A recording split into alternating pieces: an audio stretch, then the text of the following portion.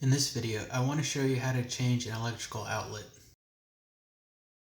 In this tutorial, I'm using a drill or a screwdriver, a multimeter or a voltage tester, some needle nose pliers and some electrical pliers, and an outlet. Optional is some electrical tape and an outlet tester.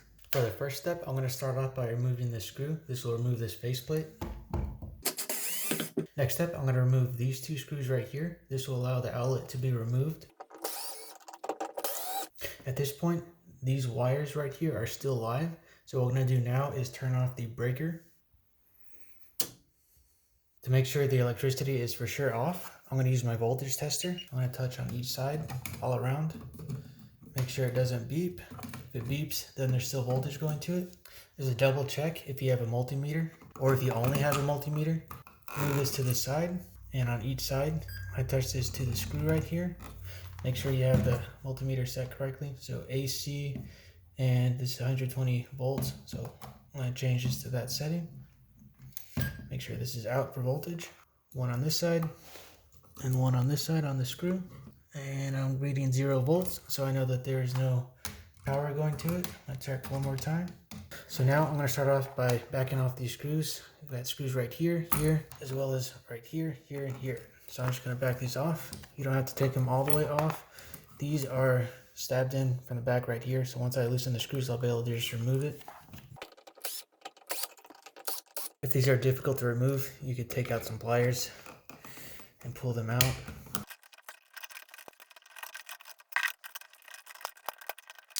The outlet has been removed. It's time to put in the new one. So it's going to go in the exact same way as the old one, just like this. These bare wires are still the ground wires. These will go into this little green screw right here.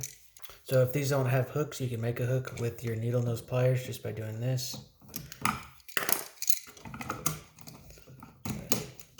Fit it around like that.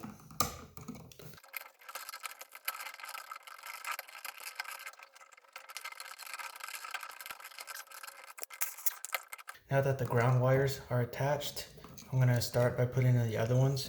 So at this point, you need to look and see which wires go to which one. These are different sizes. That means this is a polarized outlet, and they're all pretty much polarized now. So this means that the hot wire, where the voltage is applied to, needs to go on the one side specifically. In this case, it's the small prong that the hot wire goes to. And typically on houses, the black wire is where the 120 volt goes to.